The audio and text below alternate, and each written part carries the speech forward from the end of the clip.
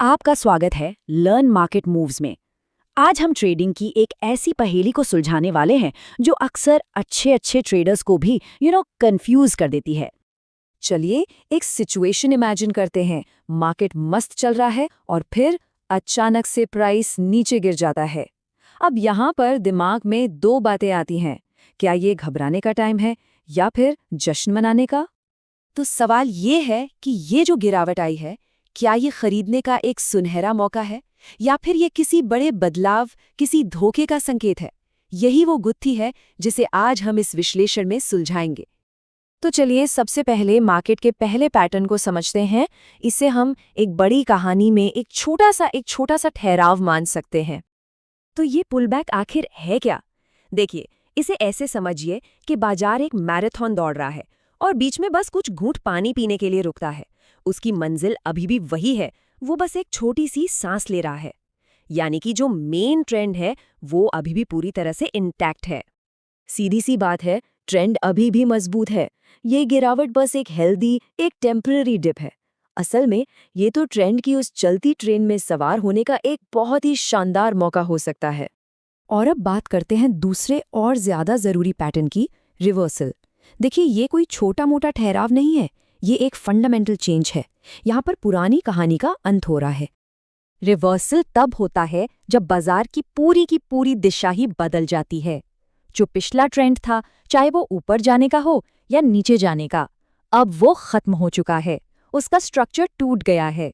सीधे शब्दों में कहें तो बाजार ने यू टर्न ले लिया है। तो जो पहले हो रहा था वो अब खत्म। ये एक पूरी तरह से नए ट्रेंड की शुरुआत का पक्का संकेत है। अब बाजार एक नई कहानी लिखने की तैयारी में है। ठीक है, तो थ्योरी तो समझ आ गई कि ये दोनों क्या हैं। अब आते हैं इस विश्लेषण के सबसे जरूरी हिस्से पर कि आखिर चार्ट पर इन दोनों के बीच हम फर्क कैसे करें। यही तो $1,000,000 क्वेश्चन है ना? तो चलिए उन खास अंतरों और प्रैक्टिकल नियमों को देखते हैं जो हमें धोखा खाने से बचाएंगे। अब इस स्लाइड में जो है वो है इन दोनों का आमना सामना। सबसे पहले मार्केट स्ट्रक्चर। पुलबैक में ट्रेंड का ढांचा, जैसे कि अप ट्रेंड में हायर लोज बनाना, वो बना रहता है, लेकिन रिवर्सल में बूम, वो स्ट्रक्चर टूट जाता है। दूसरा पॉइंट, वॉल्यूम।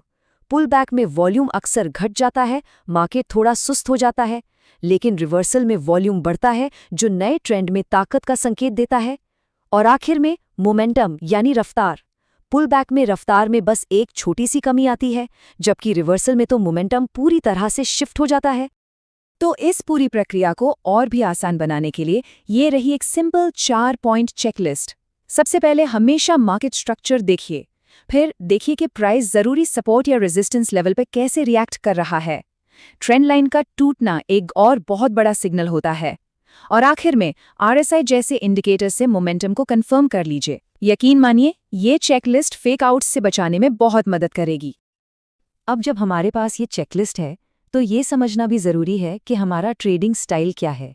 इंट्राडे ट्रेडर्स जो दिन भर में तेजी से ट्रेड करते हैं, वो अक्सर छोटे छोटे पुलबैक की तलाश में रहते हैं ताकि वो तेज चाल का फायदा उठा सके। वहीं दूसरी तरफ स्विंग ट्रेडर्स जो अपनी पोजीशन कुछ दिनों या हफ्तों तक होल्ड करते हैं, वो बड़े स्ट्रक्चरल ब्रेक का इंतजार करते हैं ताकि वो एक नए रिवर्सल को पकड़ सकें। चलिए, पहचान तो हो गई, अब बारी है एक्शन की। तो आइए देखते हैं कि इन दोनों पैटर्न्स को ट्रेड करने की सही स्ट्रैटेजी आखिर है क्या। पुलबैक को ट्रेड करने का सीधा सा नियम है, बाय द डिप। जब एक अप ट्रेंड में प्राइस किसी मजबूत सपोर्ट लेवल पर आकर रुकता है तो वो एक बेहतरीन एंट्री पॉइंट हो सकता है। और सेफ्टी के लिए स्टॉप लॉस हमेशा हाल के सबसे निचले पॉइंट यानी स्विंग लो के ठीक नीचे लगाया जाता है। रिवर्सल को ट्रेड करने के लिए थोड़ा ज्यादा सब्र और कंफर्मेशन की जरूरत होती है। एंट्री हमेशा ब्रेक ऑफ स्ट्रक्चर के बाद ही लेनी चाहिए और सबसे सेफ एंट्री तब मानी जाती है जब प्राइस उस टूटे हुए लेवल को दोबारा टेस्ट करने आए। ये रीटेस्ट कंफर्म करता है कि जो लेवल पहले सपोर्ट था वो अब रेजिस्टेंस बन चुका है और यहाँ स्टॉप लॉस उस टूटे हुए स्ट्रक्चर के ऊपर रखा जाता है। और हाँ, एक सबसे जरूरी नियम जो कभी भी नहीं भूलना चाहिए, कोई भी ट्रेड तभी लें जब उसमें कम से कम 1:2 का रिस्क टू रिवॉर्ड रेशियो हो। मतलब हर ₹1 के रिस्क पर कम से कम ₹2 का प्रॉफिट कमाने की संभावना तो होनी ही चाहिए। तो चलिए इस विश्लेषण को खत्म करते हैं और जो सबसे ज़रूरी बातें हमने सीखी हैं उन्हें एक बार फिर से याद करते हैं।